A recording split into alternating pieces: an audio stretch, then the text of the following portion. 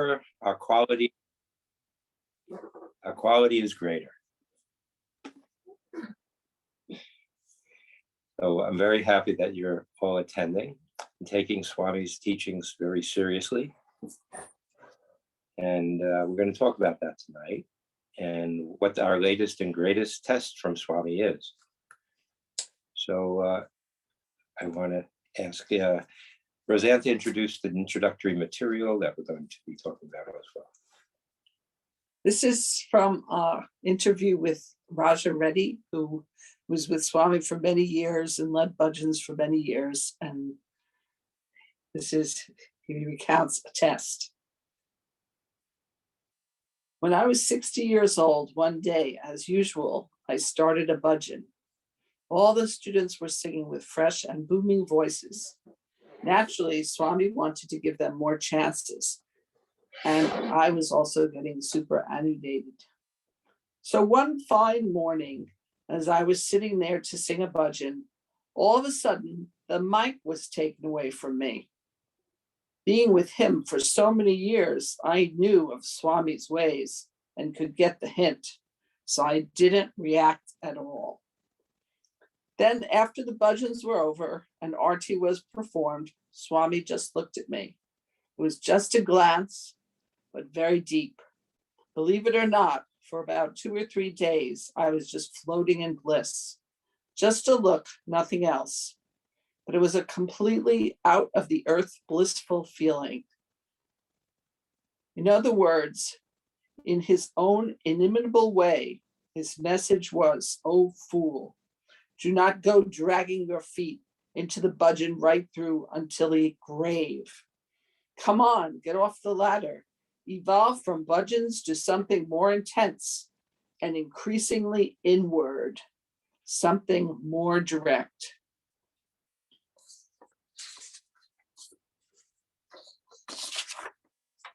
I'll talk about that after.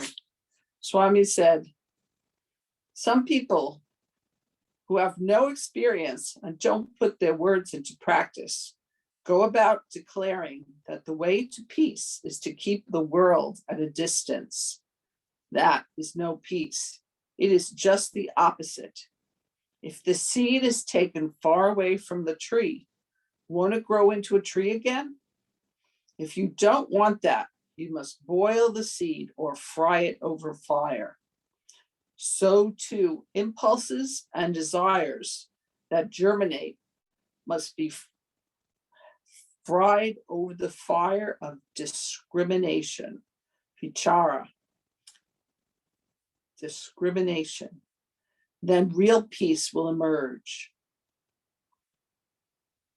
Instead, if one escapes from the responsibilities of life in society, peace cannot be enjoyed.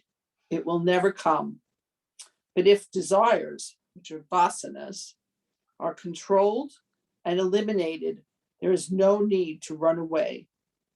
Being content with what one has, refusing to be worried by the absence of things that one hasn't, trying as far as possible to reduce and eliminate desires, passions, and hatreds. Strive to cultivate and systematically practice truth, dharma, love, and patience. And just the last one.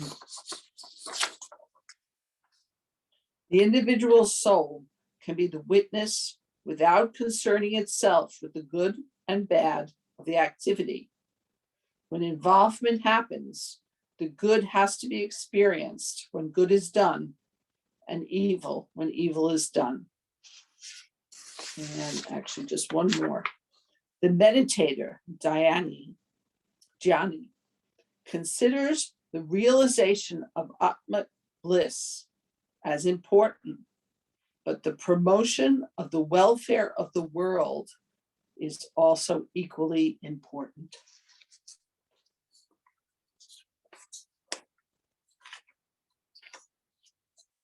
So Raja Reddy was somebody who was very, very close to Swami. He was always leading bhajans. He was pretty famous in the 60s or early 70s. Everyone would come back and talk about him.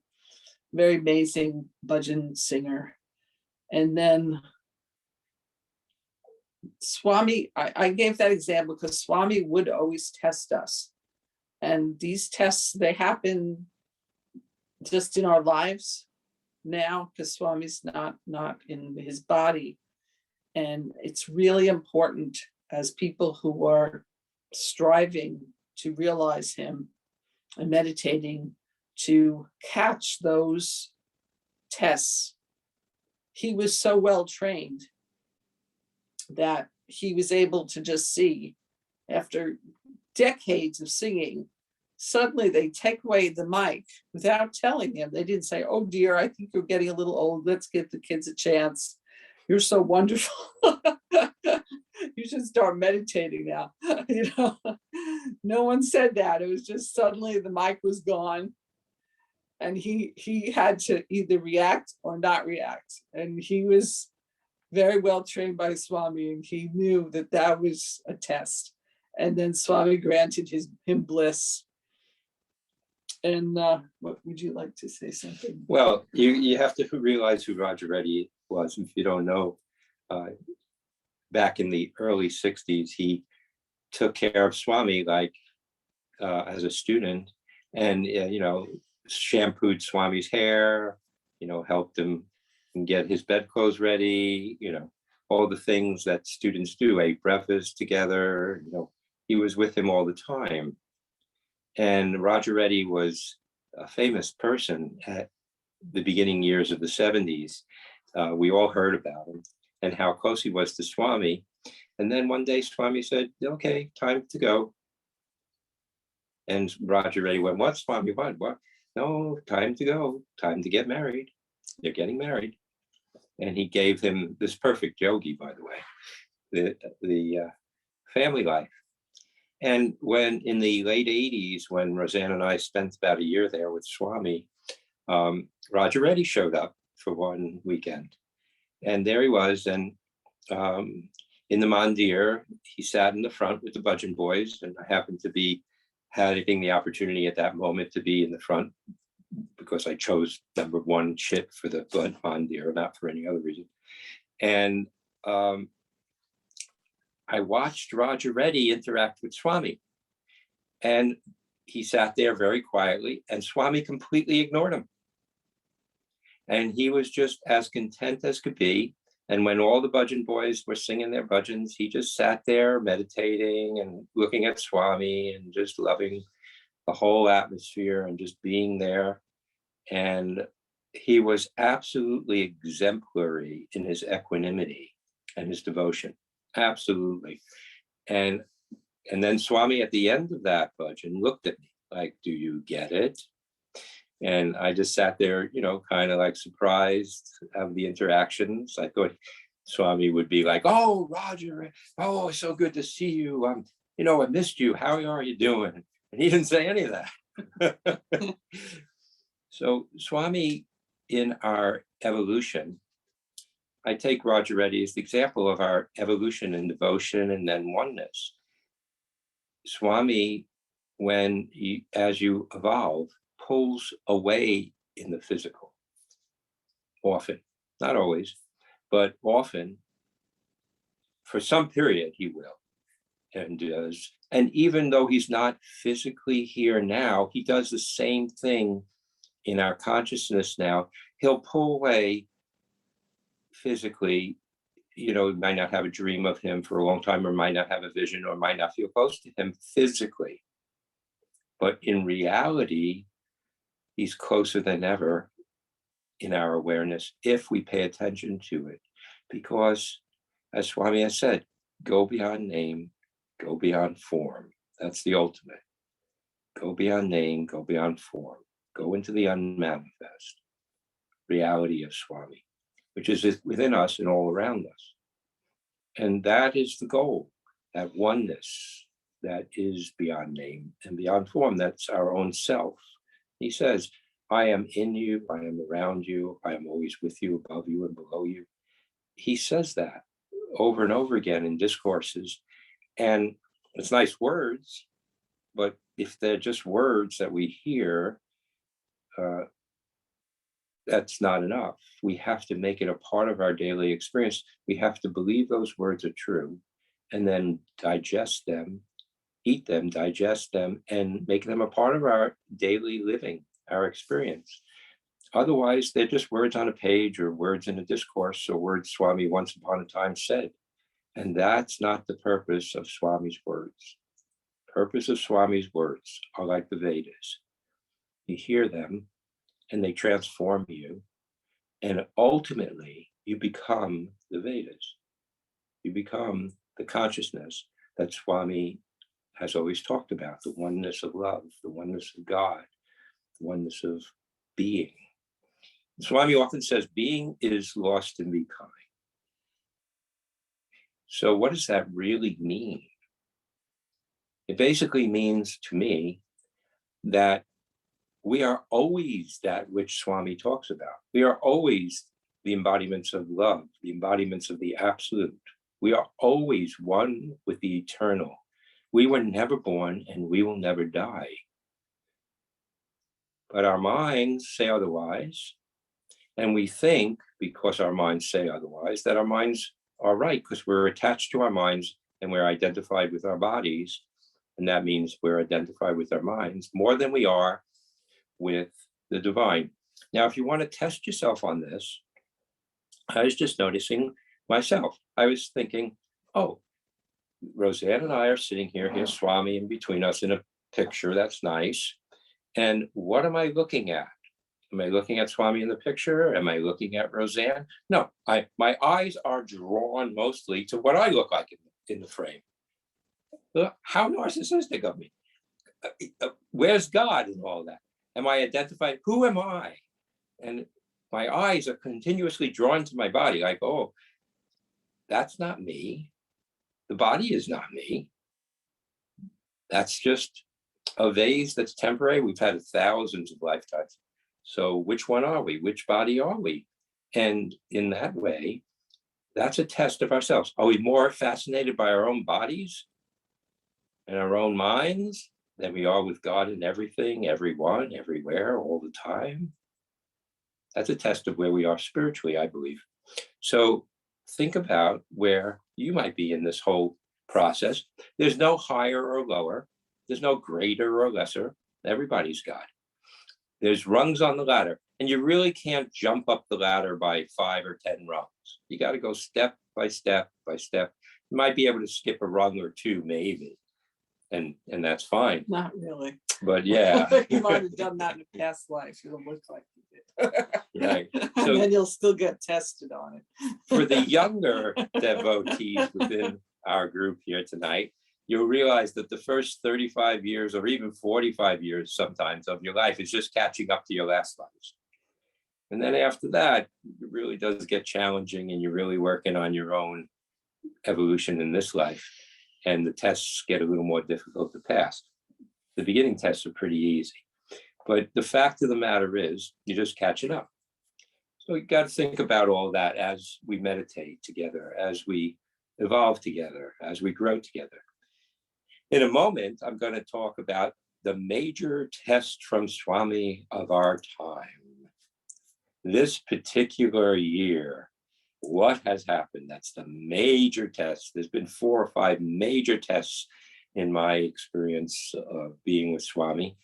And maybe before that, there were some others, but I only know 4 or 5 major ones. And this is about the 4th or 5th major one.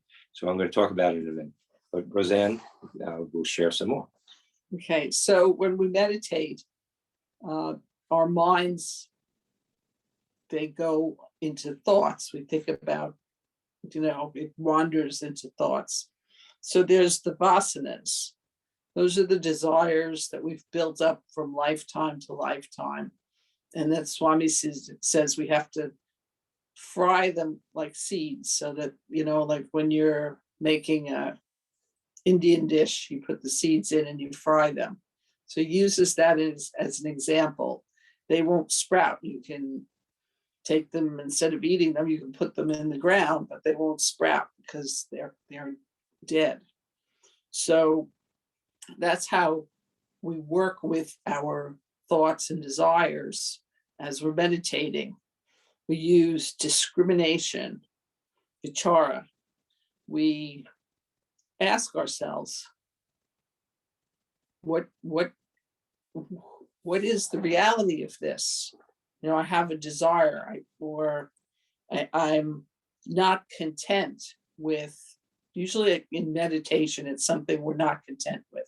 So say something's happening at work or something with our family, and you're thinking, oh, this is, that person doesn't like me, and or this person is incompetent, or this, all these different thoughts that come up. Or we think, oh, I should be getting a raise, or or that person should treat me better, all these different thoughts. So we have to ask ourselves, is this real? Or what is my reality? Is my reality wanting more money? Or am I content with whatever I have or I don't have? As Swami said, be content with what one has, refusing to be worried by the absence of things that one hasn't. Trying as far as possible to reduce and eliminate desires, passion, and hatreds. So we're slowly cultivating, who am I? Am I this body that is hungry? Am I this, mind that wants to buy something? All these different things. Am I, this person who's competitive with another person for someone else's attention or for money, or, all the different things. There's a million ways that our mind can wander while we're meditating. And to keep going back again and again to, part of it is just letting them go, and looking at them and letting them go. But a lot of them are deep-seated desires that come up. And so the process of dealing with our impulses and the vasanas that are very deep-seated from lifetime to lifetime, and God will let us have the perfect life so that these impulses can just come forth. If we have jealousy, we'll be put with people we can be jealous of.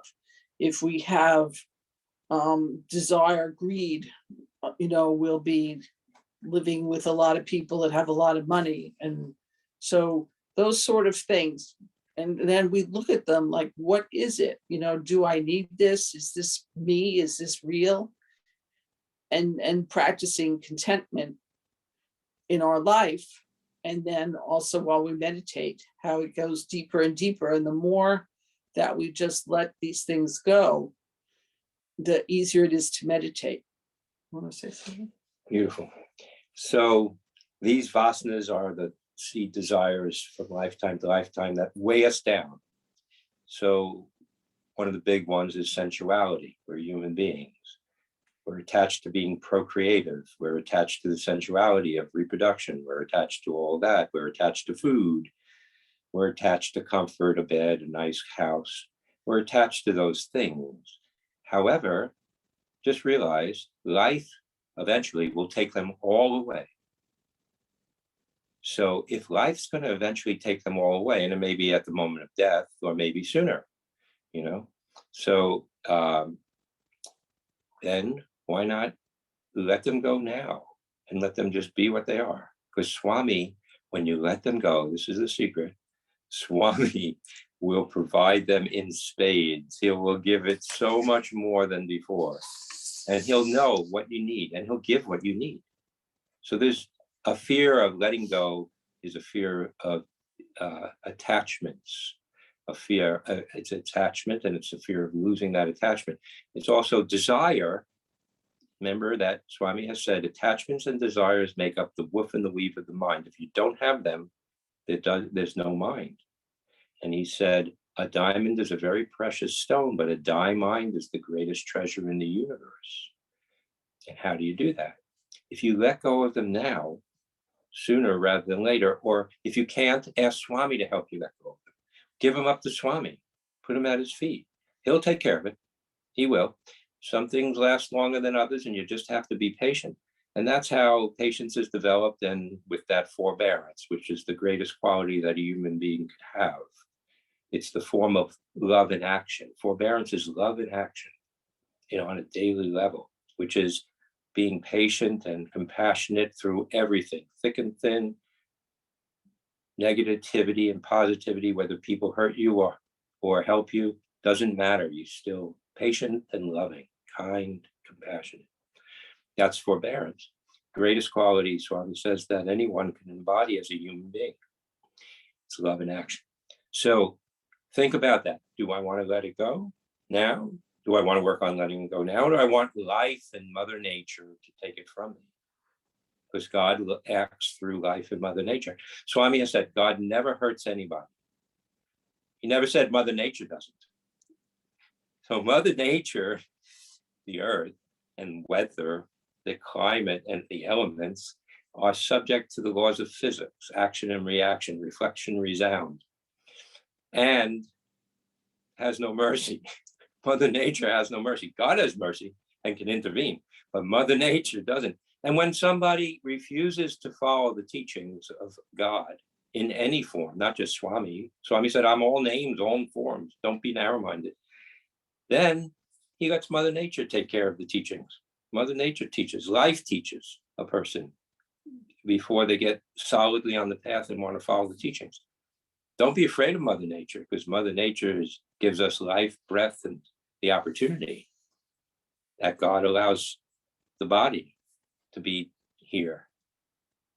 But it's God's in charge. And when I asked Swami once, when there was a great deal of difficulty in the lives of some devotees at Prashanti Nilayam, I asked them directly, having their lives in mind and what the difficulties were. I said, does God really do everything, Swami? He said, everything, even the blades of grass as they blow in the wind, is exactly according to my will. And he looked at me like, do you have faith? Do you trust me? Do you want to believe me about this, or do you want to fight me? I was like, Sairam, Sharanagati Swami. So these things we keep in mind as we meditate. So do you want to talk some more, or should I reveal the current test of the Yuga? All right. Remember Krishna, how can you forget? And Arjuna, the Mahabharata, every good aware Hindu knows, and even Indians who aren't Hindu know the story of the Mahabharata. So what happened in the Mahabharata? There's Krishna, and there's all the relatives, and there's the 5 Pandavas. And Krishna says to everyone there, I will go with whoever chooses me, I'll be on their team. Or you could have all the weapons, or you could have all the numbers, or whatever he said as it. All the soldiers. All the soldiers. And of course, the Kauravas chose all the soldiers and all the weapons and everything that came along with that. And the Pandavas, secondly, because Krishna gave the choice to the Kauravas first, Pandavas chose Krishna. What do you want? Krishna. Okay. Now, how many were on the side of the Pandavas? Was it, I believe it was like 10 times the number on the Kauravas. But the Pandavas chose God. Along with God, they chose Dharma. They chose many things that God has to offer.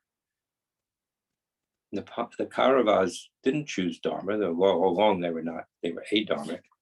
And we have a similar thing going on right now. So this is the thing. The SSIO, as it has been established, is the legitimate organization that Swami established originally.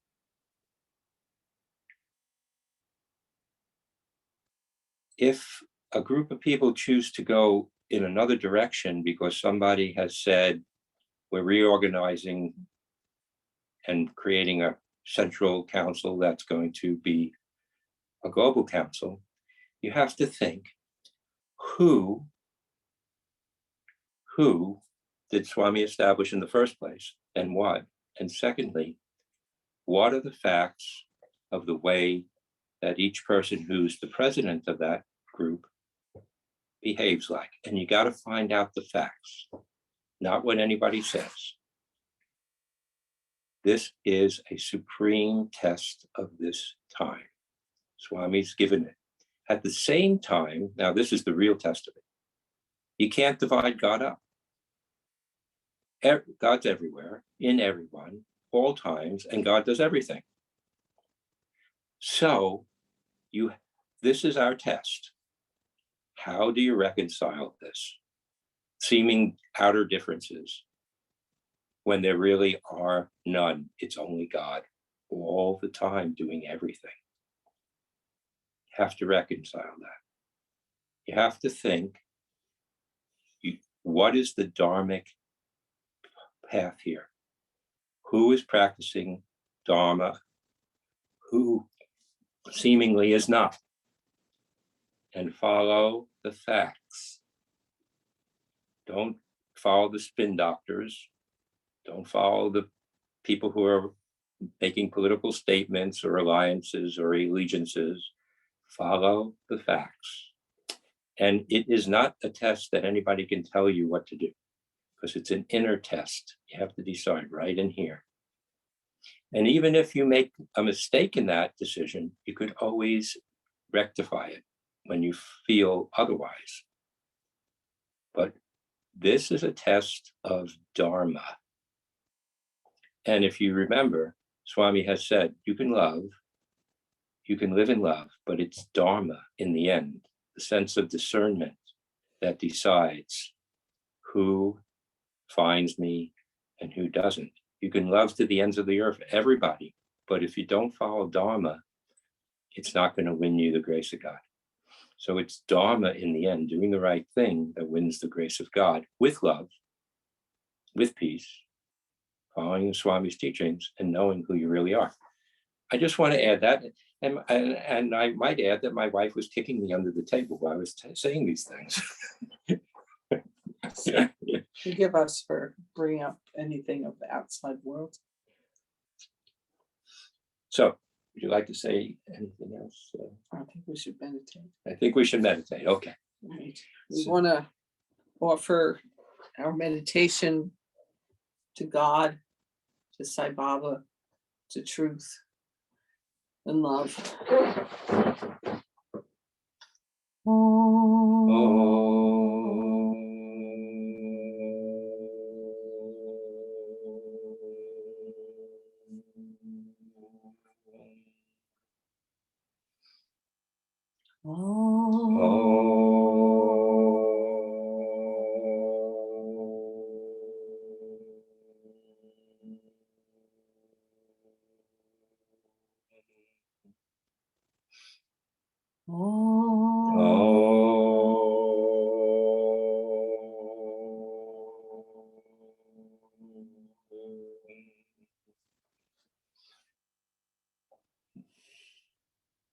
We place ourselves lovingly at the lotus feet of our beloved Lord.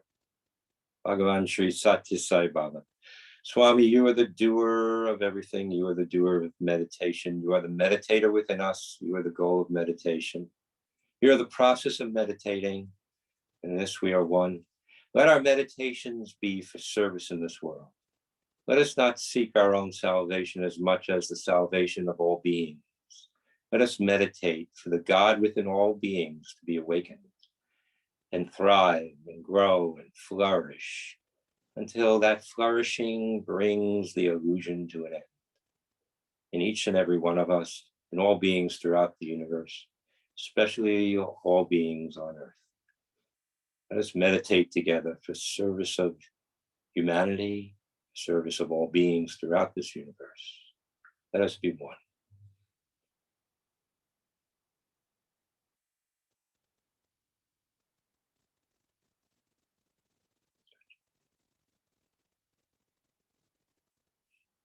Take a deep breath in. Breathe out.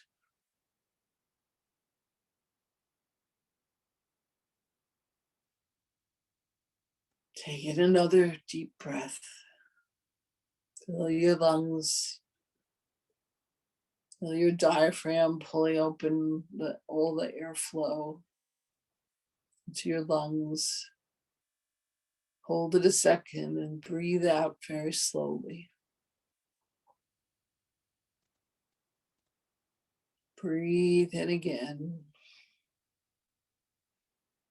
Feel yourself full. Your lungs are full. Hold it a second and breathe out slowly. Feel yourself relaxing.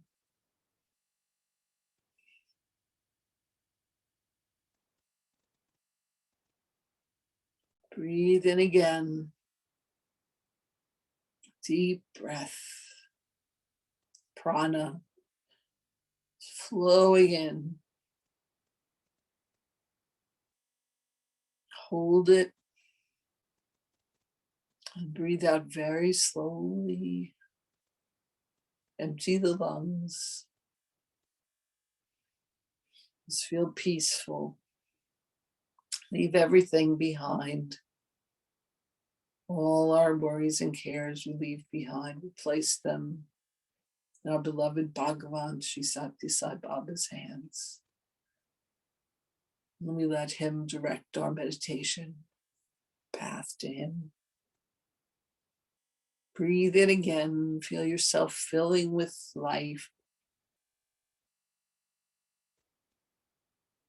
Hold it and breathe out slowly. Feel the peace coming. Breathe it again. Prana's flowing in. It's light. Hold it and then breathe out. Let all darkness leave your body. All dis-ease just disappear. Just breathe it out. Let it disappear forever. Breathe in again. It's light. Feel yourself full of light, full of life.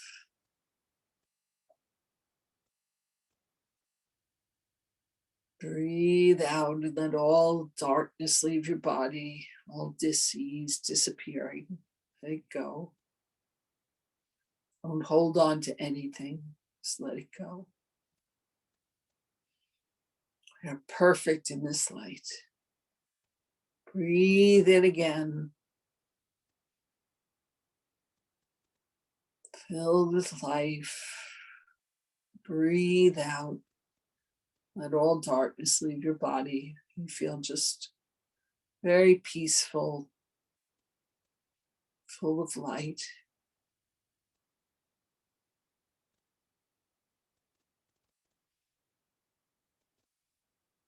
Let's do this for a few minutes on your own. Just letting go with each breath.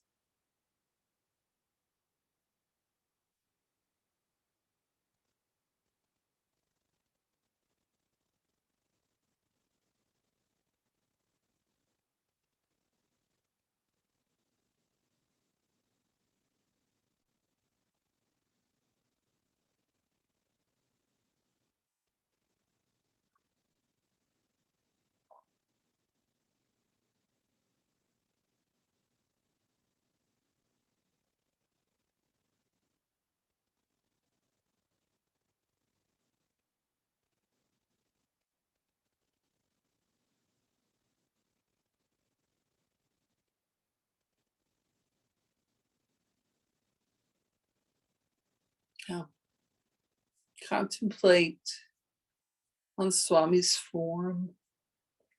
It's a beautiful form, shining in this light.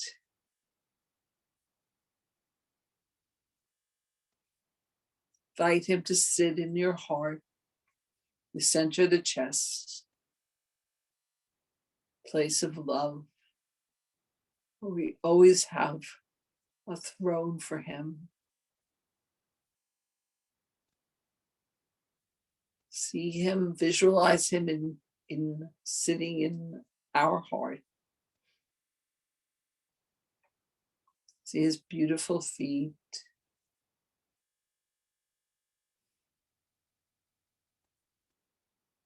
The feet that we hold on to.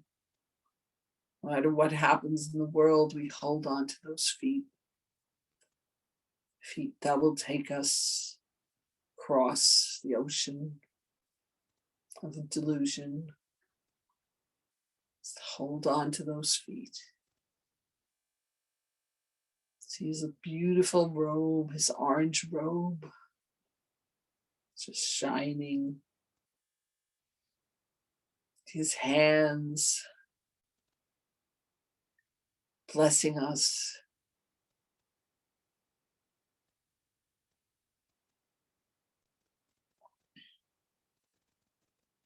He'll never let us go, never abandon us. He's always there. All we have to do is tune into our heart, tune into love. There he is, always sitting in our heart. Just feel this love that's flowing through your heart. This love just has no beginning and no end. It's always there. See him smiling at you, smiling with his beautiful eyes, shining love, so deep, so much love. Nothing can hurt us. Nothing can fool us. Nothing can take us away from him. No duality, only love that flows through his eyes, shining,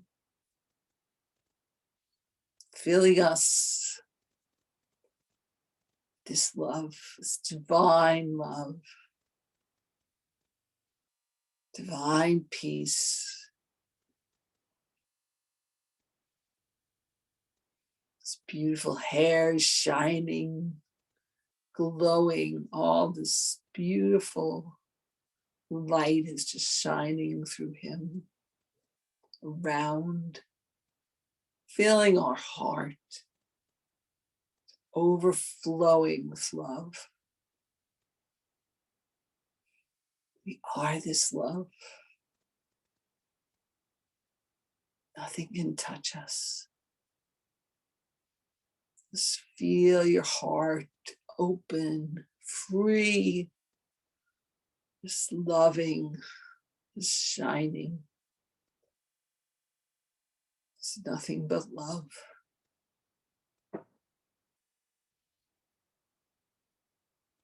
Swami is just light, shining in our heart, ever present.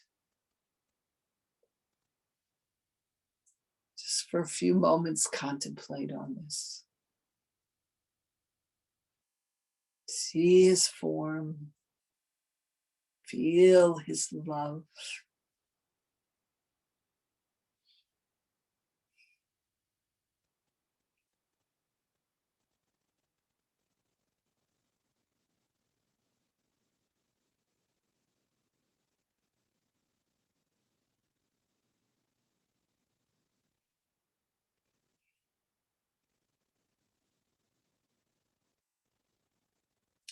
The love of 1,000 mothers.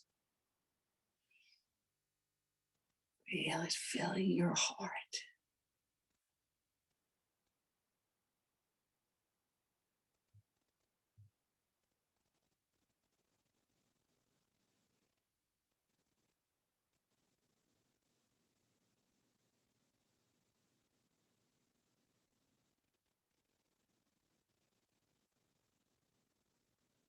Love of 1,000 mothers.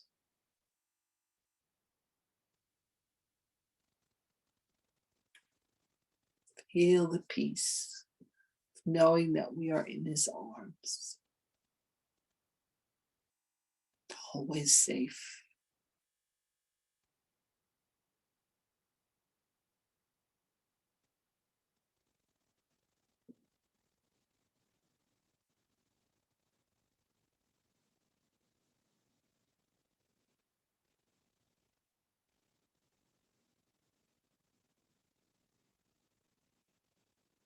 There's nothing but God, shining in love.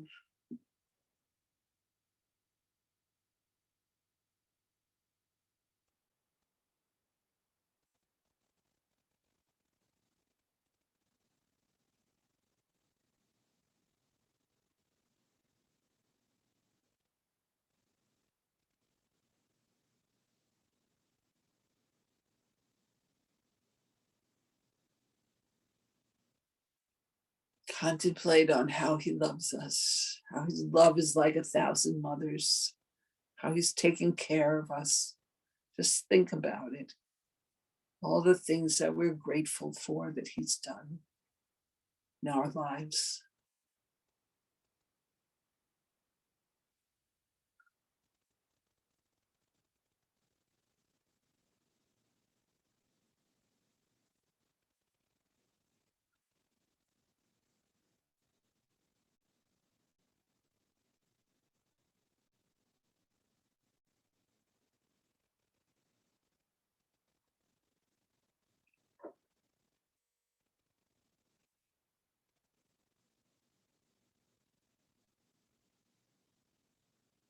Let this light of love fill you from the tips of the toes to the top of the head. It's Swami's love. The form generates it. The name brings it. The awareness fills us. Let it travel to every cell, just like the blood does, pumped by the heart, the spiritual heart. Pump this light of love through our consciousness to every cell, every atom of this temple of the body. This gift that God gave us to grow in awareness of our oneness. This gift of love, to love all and serve all with. Let it flow. Let all the world go and everything about the mind that remembers it. Let it only dwell on the name and the form and the light contained within it. That consciousness is your consciousness.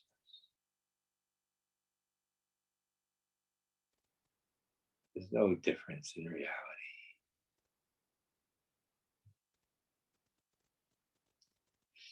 This is God consciousness, God awareness, the power of love. Let it flow. Let it rise to the shoulders and arms, the torso it fills, and the neck and the head. Let it rise into the forehead like a glass filling with the water of life.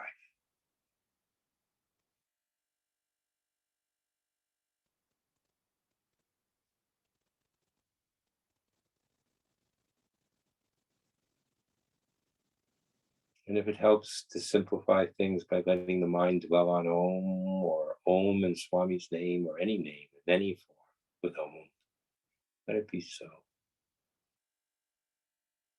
The mind be powered by the name of God.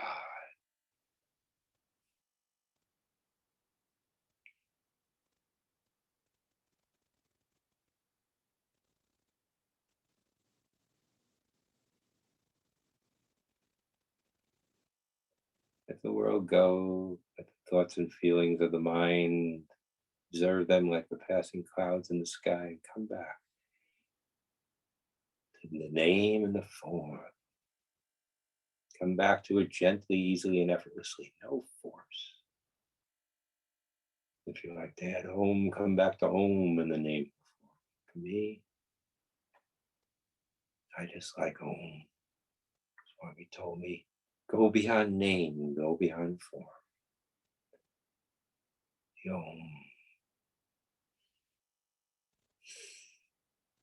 It's just that. Let it all go.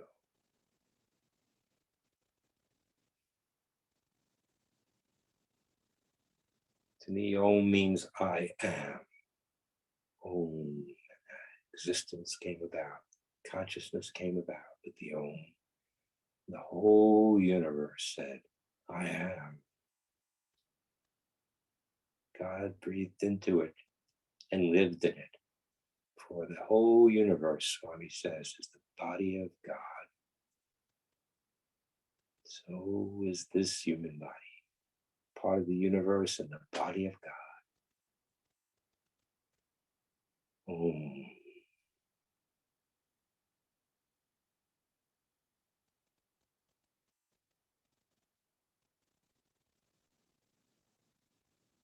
Think about it. This is contemplation.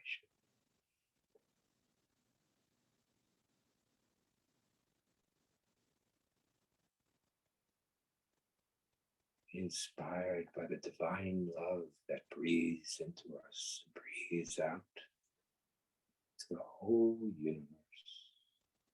Pulse beat to the heartbeat of God.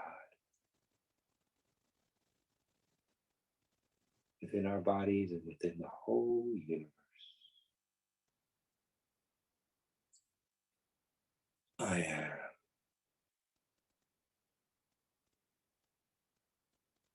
Om.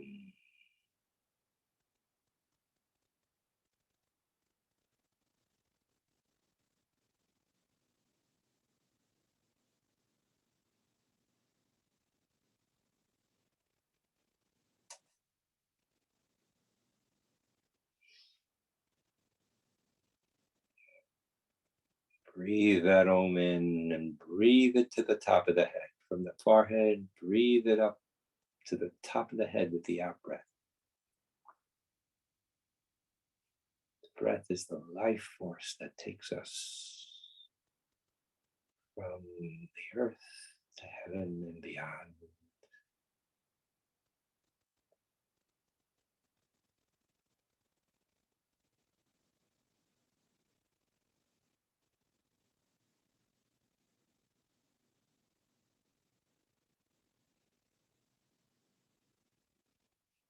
Like the sun rising at dawn in the forehead, follow it to high noon at the top of the head.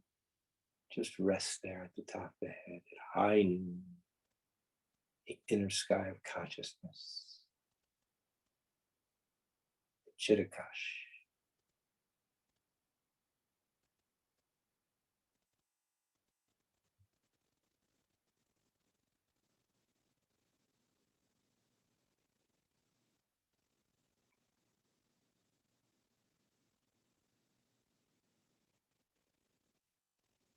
Everything, everyone, everywhere.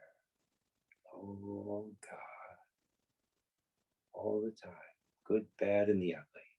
It's all God, all the time. Father's grace, Mother's grace.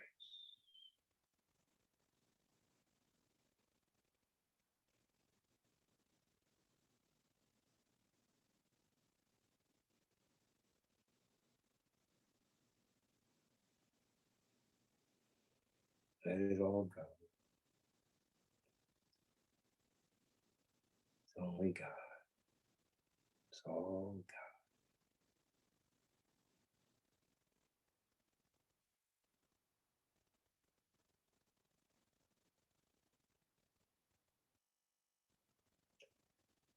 So resting at the top of the head with Om, the whole body automatically fills with light and love, peace and God.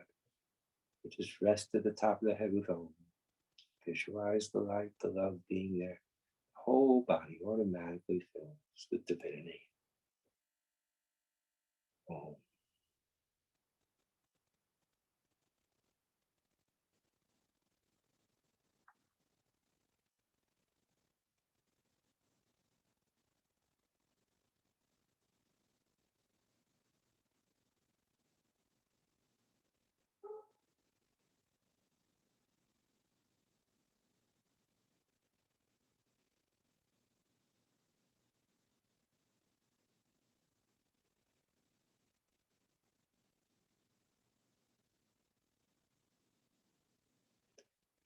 For those who would like to, open those gates at the top of the head and let the light of love flow out like a fountain. Let divinity within you shine forth in the room you're in and the community. The body's boundaries become transparent, no longer can contain the God within you. You shine like the sun, out into the room, out into the community, shining like the sun. Through the transparent boundaries of this body and beyond. And everything your light shines upon, as the sun shines upon all beings and all things, they all turn to light. They all turn to God. The divine touch of Sri Satya Sai Baba within you and all around you. The power of love, it all turns to God. Om.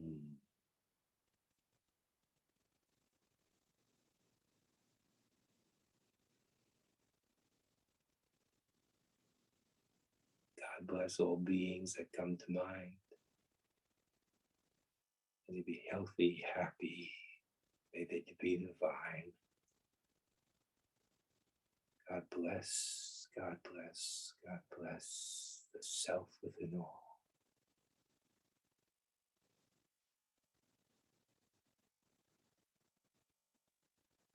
Om. I am. Think like this. Go beyond name, go beyond form, go beyond mind, to Om. The truth of the soul. The truth of your life. Om.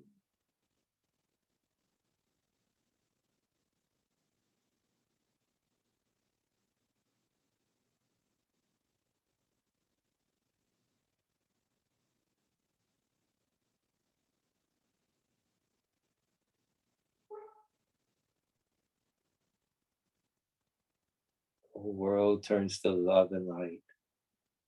The sky, the clouds, the stars, the space between them, all turns to God. I am that I am. Hum Brahmasmi. Om.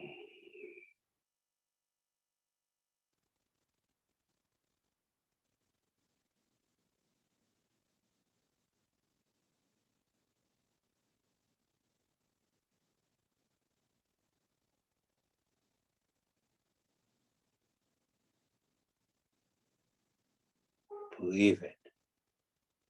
Even pretend to be it, and the truth will come about.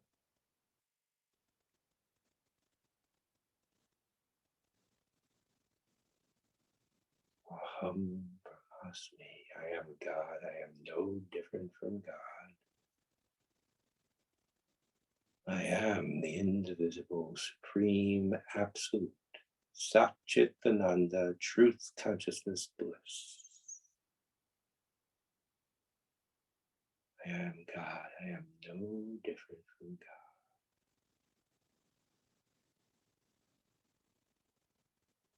I am the indivisible, supreme, absolute source of all.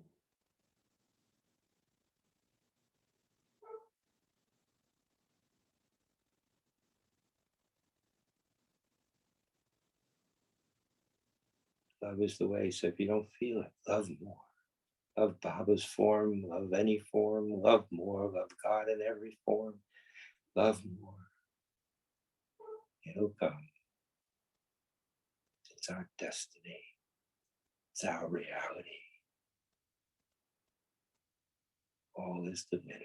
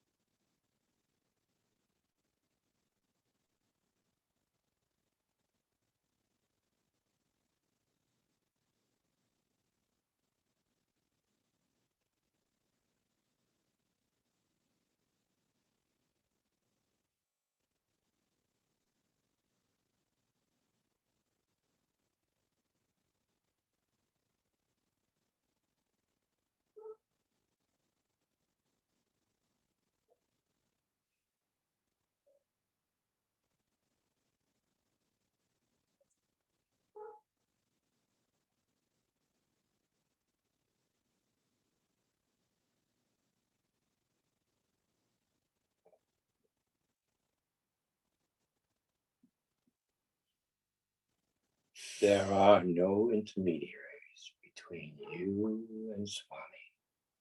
That's Swami's words. He said it himself.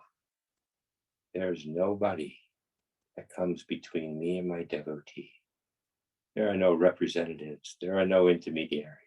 If you want him, you can find him in your heart. Always speaking through the conscience. Always speaking in your heart, guiding you, guarding you, protecting you, bringing you along step by step, the ladder of life to love, to oneness, to truth, and it will set you free.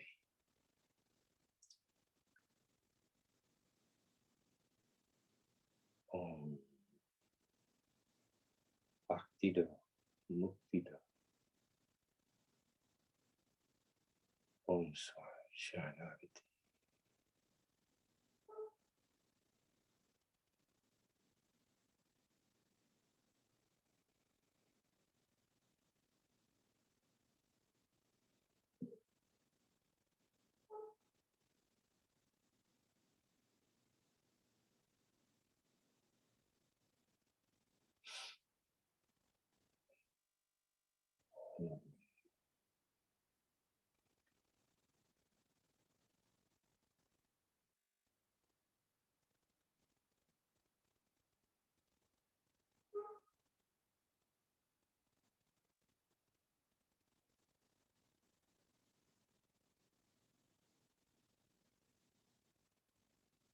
Let it all go.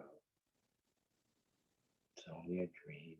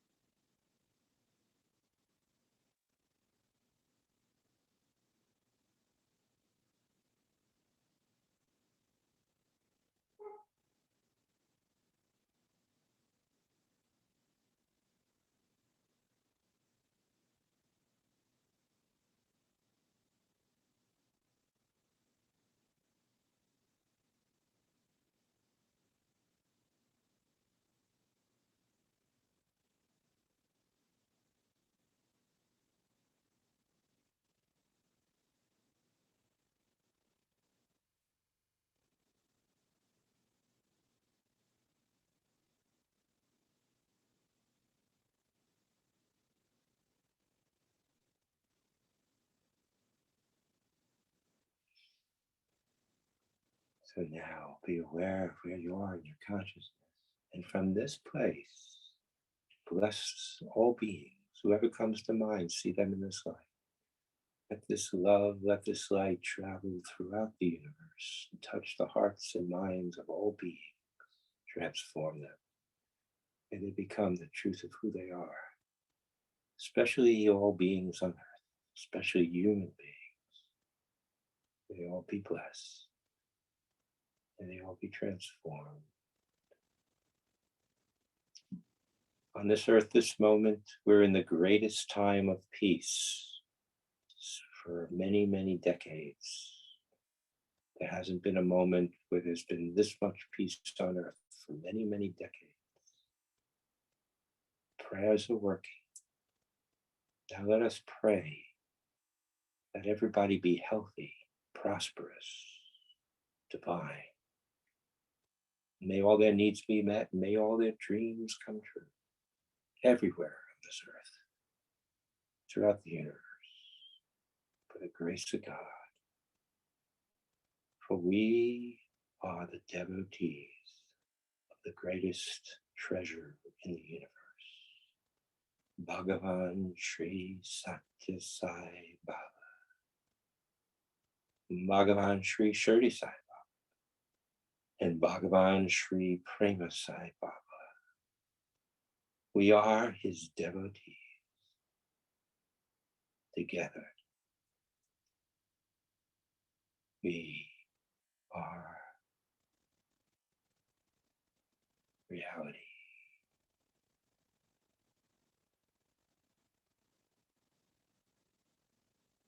May all the universe be blessed, all beings, especially on earth. May all the heavens stand with us, bring peace on earth, love to the hearts of all beings, the minds of all humans. May we be one.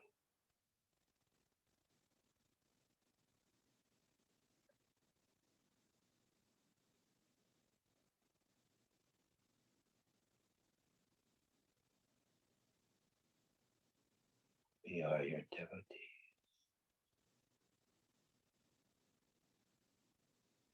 Protect us, Swami. Guide us, guard us. Bring us home. Bhakti-do, Shakti-do, Prema-do, Shanti-do. Let's pray for this world together. As we come back into these temples, breathing back into the bodies, coming back into the altars of the heart, the eternal flame of love and divinity burns brightly in that heart. Through day, through night, through dream, through sleep, through deep sleep and waking, we never forget.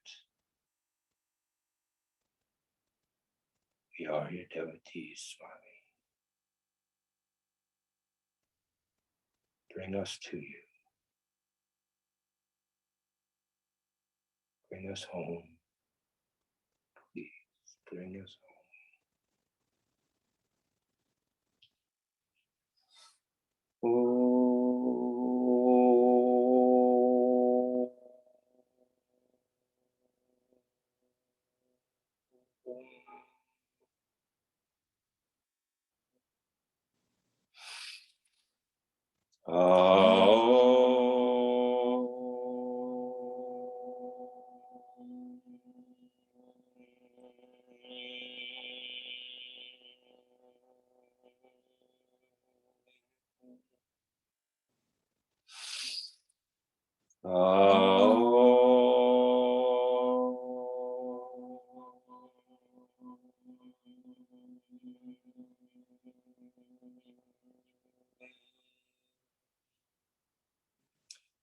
Shanti, Shanti, Shanti.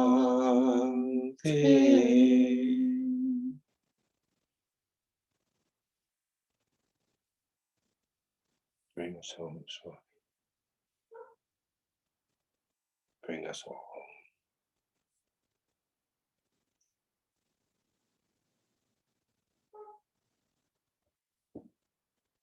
So coming down and give it a couple of minutes at least before opening the eyes, and slowly coming back at your own pace.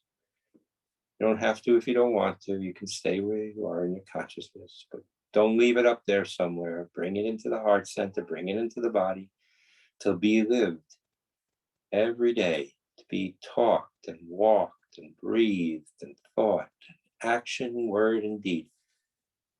May we be divine. May we never forget who we really are. And don't worry if you make a mistake. Everybody does. Just pick yourself up and walk on. Never stop. Never give up. Just ask for Swami's help and he will be there. That's his promise.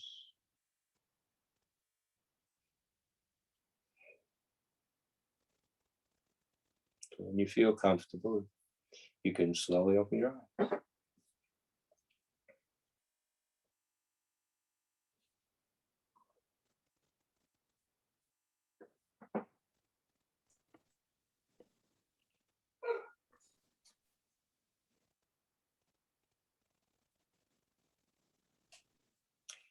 Remember, there's only one God. Don't split him up. Don't divide him into many pieces. Don't divide her into many pieces. Only one.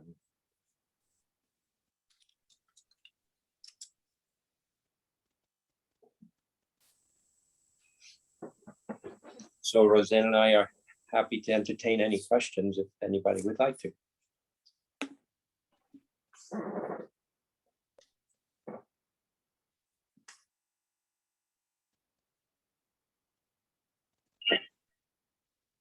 Sairam, I don't know what question to ask after such a beautiful meditation. I just wanted to thank you. Thanks, Swami, and thank you. Swami. Thanks, Swami. Yeah, I want, I guess what I wonder how to conjure the same experience on my own. So the beauty of it is that if, Jesus said it very clearly, if two or more are gathered in my name, there I am. When we meditate alone, we're dealing with our own everything, our own consciousness, our own vibration, our own vibratory rate.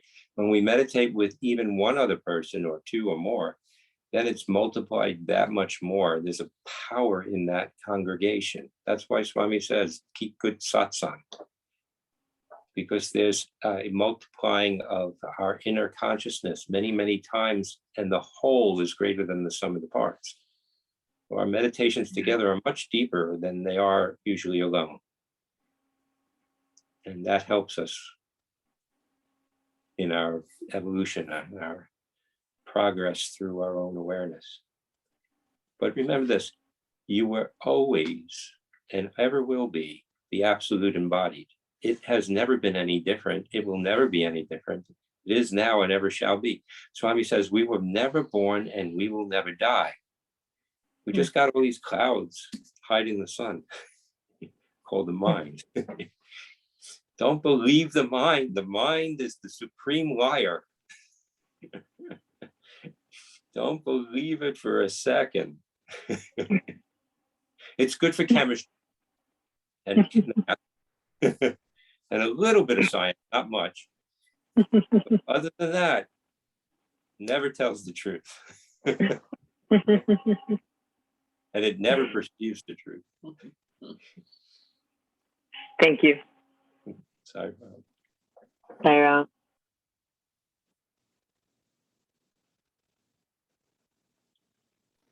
Sairam, I had a question as well.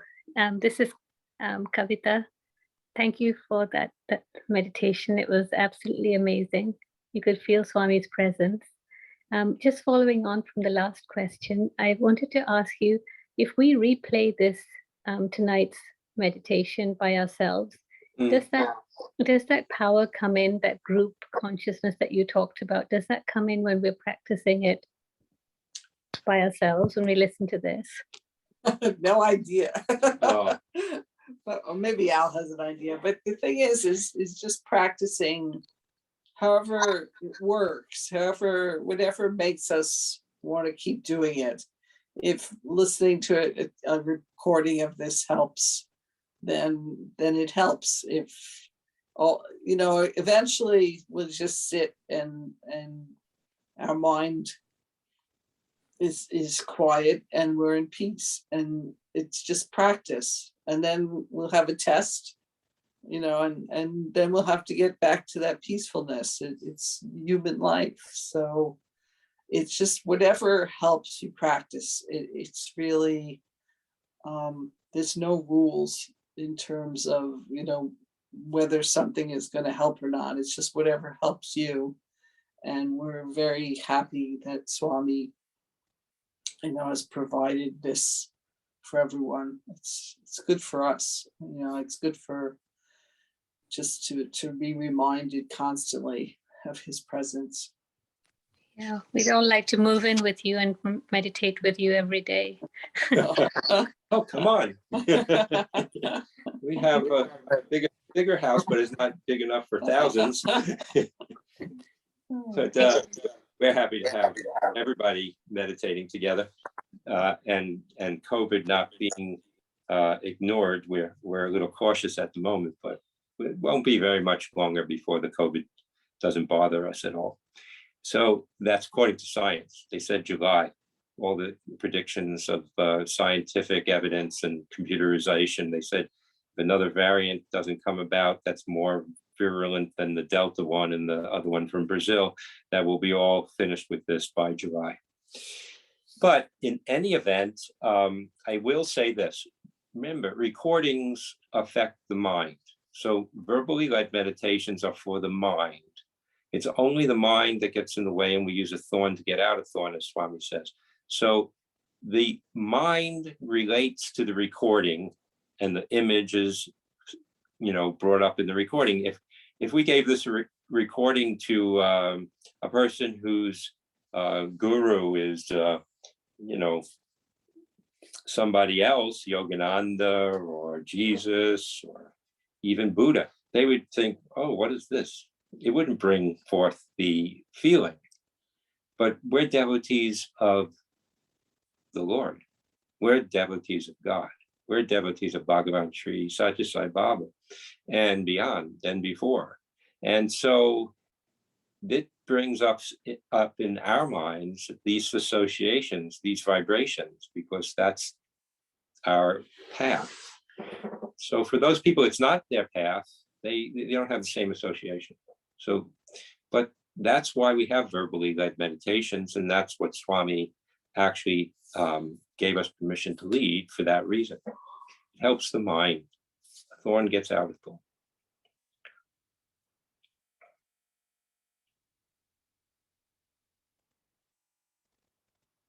Any other questions?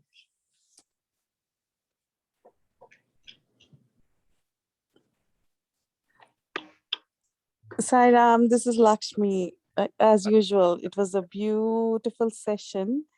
And Sister Roseanne, without going into details, I'm going to tell you this. Swami spoke to me through you. I was in a quandary about something, and what you said in the first part before our meditation was the answer to my question. So he finds mysterious ways of finding me answers, and today it was through you. So without getting too emotional, I want to thank both of you for your this is so selfless, what you do every month. And I, for one, really look forward to these sessions. Thank you so very much, Sai Ram. Oh, thank you, Sai Ram. Thank you. We love to hear that, because that's for confirmation for us. I mean, we wouldn't want to do this except for Swami doing it. And we don't think of ourselves as doing it. And if Swami is helping in this particular way, it's affirming our dedication is fruitful in the sense. Not that we're attached to it, but the fact is it's nice to hear. Thank you very, very much. Glad that Swami talked to you. Sai Ram, thank you. Sai Ram. Hi, this is Pam. Hi, Pam. Hi, thank you Hey, to both of you. I have questions to ask you. A few months back, I had a meditation. Usually it takes my mind a little while to settle down. But this time it felt like, I just went right into meditation. Coming out, it seemed like there were two meditations going on at the same time. And I couldn't figure out what that was about. Then there was another meditation coming out. I heard music. And then today, it happens, where when I'm lying down, I can feel the pressure in my head. And I thought, maybe I should be sitting up when that happens. It might not be a good idea to lie down and feel the pressure at the top of my head. I need feedback, please. Thank you. So lying down is one way that people meditate, but Swami has encouraged us to sit up, because the Kundalini, which Swami denied to Hislop ever existed, because Hislop got caught up in it. And he talked about it with other people. He talked about chakras, he talked about Kundalini, he talked about a lot of stuff. Not with Hislop. So it's best, it rises easiest when we're sitting up. Doesn't have to be cross-legged on the floor. It can be in a chair. It can be comfortably anywhere, but sitting up. But that being said, when you're really, really tired and you want to lie down, or if the body, some people's bodies are in a lot of pain when they sit up, so they lie down, that's better than not meditating at all. But like you experienced with the pressure at the top of the head is when the Kundalini rises to the top of the seventh chakra and wants to push through. which it opens up and pushes through eventually, then you want to be sitting up because that happens the easiest and the clearest. So you want to always be in the best possible yogic position for that. But I'm not meditating down. No, you're meditating. Meditation am? is 24/7. Okay. Meditation is 24/7. Walking, talking, breathing, acting. The sitting silently meditation is in practice for the 24/7 meditation. So eventually, and there's people that say their mantra in their sleep while they're dreaming sometimes, and even deep sleep. There's something like that awareness going on. So meditation is 24/7 eventually. Don't rush it. You can't push it. It's like trying to open a rosebud prematurely. Just give yourself to Swami and he'll do the rest. Thank you. Sarah. And all the things that you went through with all the different types of meditating and the hearing the music, that all happens. But remember this, it's still Maya. It's still the dream. Right? Right. All part of the dream, all the varieties of visions and experiences, just passing through the dream layers, the levels, the different clouds, stratosphere dreams, stratospheric clouds, then ultimately being. So that might be your cue when you feel those things to sit up and meditate. It might be time from Swami, a little hint. Thank you. Sarah.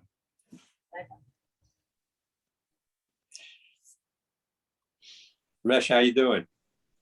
Sai Ram, beautiful, beautiful. I mean, I was just in our retreat last month. I was talking about how we started the year before and we are continuing now, you know? Yeah. And I think this is one of the sessions that are still going on, even after a year. So Thank you. Because you started it. This is fantastic. Now, Swami helped us to start this, and then really thank you both for doing this so beautifully. It's such a very pleasant experience. A very pleasant experience. We are very grateful to you and to Swami for the opportunity. We are very grateful. Sai Ram. So, any other questions before we say goodnight? If Sai Ram, brother, as Brother Ramesh was saying, it's 1 year. We've completed 1 year of this sessions after the Unity Conference. And is there anything you want to do to celebrate, or even have some tickler questions for all of us who've been consistently coming and participating, to even reflect on? Is there something we should do? I was thinking it's beautiful that we were all together for a year. It is. What a blessing. Yeah. One thing though, I know for sure, no matter what happens, no matter what storms or divisive things or unifying things or whims or whatever in all the world and all the organizations and all our personal lives and all our families, hang on to Swami's feet. When, you know, that song that my really good friend Hal Honig wrote, when dark clouds fill your skies, hiding sunshine from your eyes, say his name, see his form, hold on. That's real. Yep, that's a beautiful song. I love that bhajan. I love that. It always kind of, you know, moves me whenever whoever sing that bhajan, and we are in a, usually I think there is a person who sings in our Akhanda bhajans. It's so beautiful. So beautiful. Yeah, he even had the students singing it once in Whitefield. It was wonderful. Yeah, Swami directly sing. Hold on to his feet. Michael Hollander and I, we would sit side by side often in the earlier years, and Swami would give us hell. I mean, he would really put us through it at times. You know, it was just hard. And we would just, you know, sometimes brought tears to our eyes. I just hang on to his feet. We both look at each other, hang on to his feet. We'd say to each other, hang on to his feet. Don't let go. Grab those feet. Drag through the mud. Doesn't matter. Don't let go. Yeah. Hang on. Mhm. Hold on. So Sai Ram, and thank you all so very much. You can have closing prayers. Sure. Yeah. Sai Prasanna, thank you Yes. so much. Thank you. Thank you. Sai Ram. Great spending time with you all. Oh. Oh.